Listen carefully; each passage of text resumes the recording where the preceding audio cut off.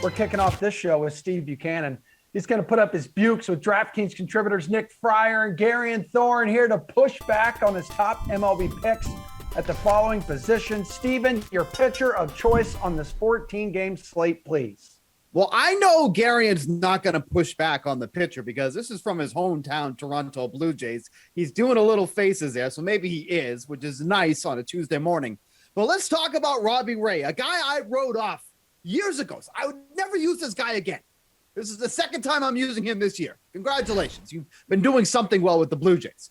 But he's got a really enticing matchup tonight against the Marlins, who, let me tell you, really not that great against lefties. I mean, this is a club entering today, has a 302 WOBA, 165 isolated power, and a 94 WRC plus. And by the way, they strike out a lot. 27.5% K rate on the year, which plays in nicely to the 10.3 K9 that Ray has on the season. Now, home runs continue to be an issue for him, for Robbie Ray. That's always what's going to be in his repertoire, in his arsenal. You know, good start, 5 home runs allowed, but, you know, still gets the win and 20 strikeouts. A little exaggerated. But Robbie Ray going against the Marlins feels like a pretty safe play on a slate where, quite frankly, the pitching options aren't overly strong. Okay, Garion, were you making faces? Yeah, I mean, I guess I was making some faces. Yeah, you look, were. I'll admit, Robbie Ray is one of my top 3 pitching options above $8,000 on this slate. I think he's someone who I'm going to use in lineups. But trusting Robbie Ray is tough. He's basically a 2 true outcome pitcher at this point. Either he strikes the guy out or he hits a home run. In the month of May, he was giving up over 3 home runs per 9. He is the league leader in opponent home run per 9 among qualified pitchers so far this season. So I agree with Steve. The matchup should really help Ray here. He's facing a Marlins team that strikes out a lot, which plays right into his greatest strength. And it's a Marlins team that doesn't have a lot of power. So you'd think that maybe this is a start Ray can get through without giving up a home run. But history has proven he's probably going to give up 2 home runs. So he has to strike out 8 or 9 guys in this game, which might happen, but he's also coming off his worst start in some time against the Yankees. And speaking of the Yankees, I just think there's a more advantageous situation to take advantage of here, and that's Tyler Glasnow being less than $10,000 for the first time in 2 months.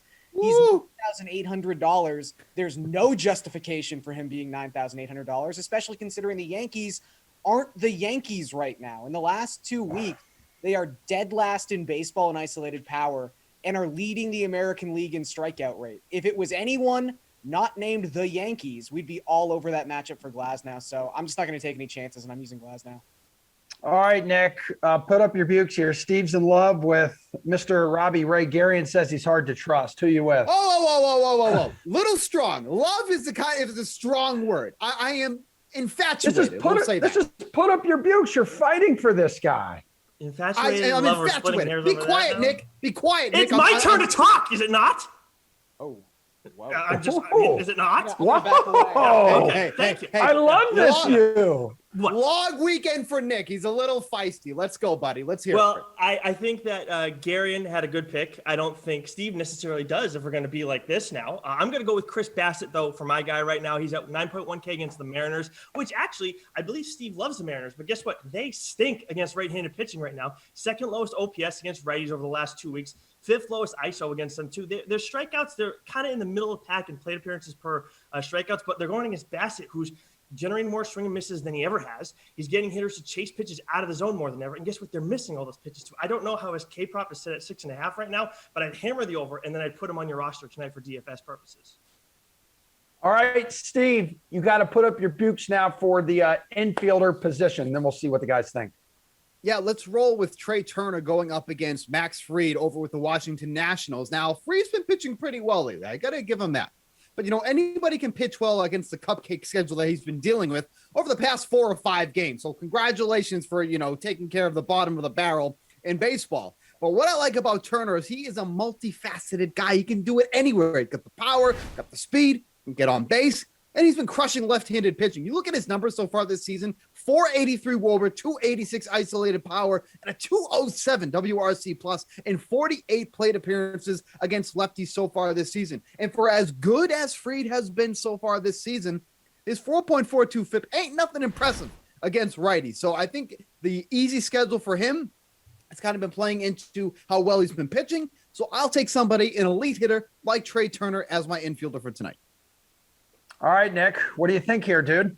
I think Turner's a good pick, but I'm going to stay in this game for who I have. I'm going to go with Freddie Freeman against Steven Strasburg at 5.3K. He has a career 1.002 OPS against Strasburg and 72 plate appearances. So I got a feeling that, he's got to do a little bit against him, especially with Strasburg just coming back off the IL. And then with Freeman too, he's hitting pretty well of late. I know his overall numbers are still not appealing, but he's got a 920 OPS against righties since mid-May, and his ISO is just a tick under 200 during that span too. Garion, Nick isn't really fighting back against Steve's pick of Trea Turner here. What about you? Yeah, it's hard to disagree with Turner. Like Steve said, he's got amazing numbers against left-handed pitching. He can hit viability in so many different ways because he could hit a home run or he could steal a base. Like, there's a lot of options here with Turner. He's leading off. He might get 5 plate appearances in this game. And the sneaky thing to remember about the Nationals is while they're not a great offense in general, they've been fantastic against left-handed pitching this season. They're top 10 in baseball in WOBA and WRC plus against lefties. There are some other really good infielders on this slate. Like Chris Bryant is going up against a lefty, and he's been just mashing southpaws this season. He's $5,400 against the Padres. It seems like pretty good hitting conditions today at Wrigley, so that's nice too. But yeah, there's nothing wrong with Trea Turner. Steven, in the outfield, your pick here for this Put Up Your Buch segment is a man who is tied atop the league in home runs. That's right. With, the names of like Fernando Tatis Jr. And by the way, you know why this guy's going to do well tonight? Because he's also part of this new odds boost. Over on the DraftKings Sportsbook, Steve Buchanan's superstar trio, 3 men. Only one of them has to hit a home run. You get plus money on that. Garcia, Fernando Tatis Jr., and Garrett Cooper, because he's going to be the only one that's going to hit a home run off Robbie Ray tonight. Robbie Ray's going to shut down the rest of the team. Notice that one of those guys is a Marlin.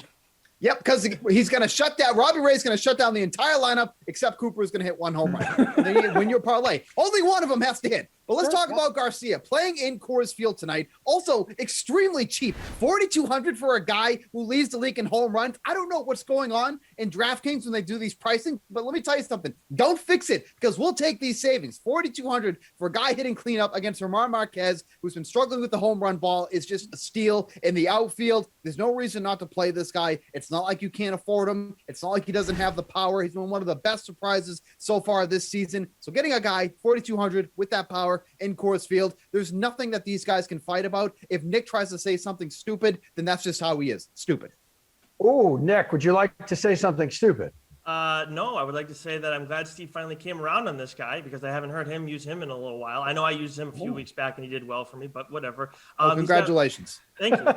He's got a 1.122 OPS against righties over the last couple of weeks, and his ISO's through the roof too. So, you got to go with Adolis Garcia at Coors. I think this is actually the lock of the slate. Garion, there's Tatis, there's Acuna, there's Vlad Guerrero Jr., and then there's Garcia. So one of these is not like the others when it comes to guys atop the league in home runs. Yeah, shame on your father, Adolis Garcia. He should have been more famous. Right? Look, I don't think you can say he's a bad play at all. Steve's right. He's underpriced, especially he's at Coors Field. Tied for the league lead in home runs. Like, he's a good play. He's great. I would just offer an alternative here and say that you can save a ton of money at outfield tonight. And I know Steve's got another guy who's going to talk about at this position in a second, but let's talk about Kyle Garlick for a second, who's got a 143 WRC plus against left-handed pitching. He's going up against the human just gas can that is Bruce Zimmerman at this point, who's got an expected ERA over 6. The Twins actually have a higher implied run total than the Rangers do, which is sort of crazy considering only one of those teams is playing at Coors Field. And if Garlick is going to lead off again for the Twins against the lefty, which he did last time out, he's almost a must play at $3,000. So there's a lot of ways to save money here. Steve, Garion just teased that you have another outfielder for your value department here when you're going to put up your Buch. So have at it.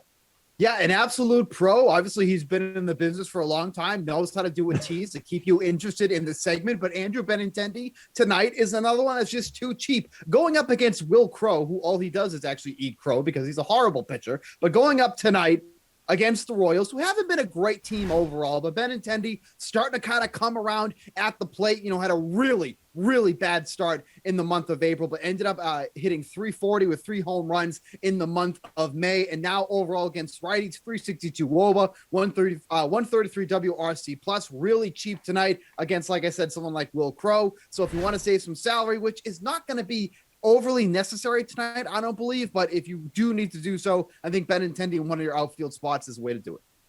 All right, Gare Bear, what do you got? Yeah, I mean, this is just a great value stack. The Royals are actually right up there with the Twins in terms of their implied run total. It's over 5, which you do not see a lot of slates where the Royals are implied to score 5 runs. Let's just say that. So Will Crow is pretty bad statistically, and a lot of the stat services understand this fact. There's a lot of value here too. Like, you can pretty much run up and down this lineup aside from Whit Merrifield, who's $4,800. You can have Carlos Santana for $3,900. You can have Michael A. Taylor, who's been hitting really well lately, for $2,900. The really big X factor might actually be if Adalberto Mondesi is going to play tonight. He left Monday's game with a bit of a hamstring issue. He's only $3,500, but so far in his 26 plate appearances since he's come off the IL, he's got 5 extra base hits and a stolen base. So he's $3,500. He'd be a really nice value if he ends up in the lineup. Nick, you want to push back a little bit on Steve's pick here? Not really, because I mean, he's hot, Loser. right? Of late. Okay, well, which one do you want, Steve? Which one is it? Anyways, I think he's got a 759 OPS of late, but look, Benintendi, we're not talking a ton about power, of course, but still, he's hitting well. He's picked it up. I'm going to round out the outfield for you guys, and I'm going to give you Tommy Pham at 3.6K. Again, savings, so you can go and spend on Turner and on Freeman if you want in the infield. But with Pham, he's doing really well against, in general, lately. He's got a 1.01 OPS against over the last 11 games. I apologize. And he's mashed Hendricks throughout his career as well. An 833 OPS against him as well. So Andrew Benintendi, you can go with him, you can go with Pham, and then you can go with Adolis Garcia, and you got a ton of savings in the outfield tonight.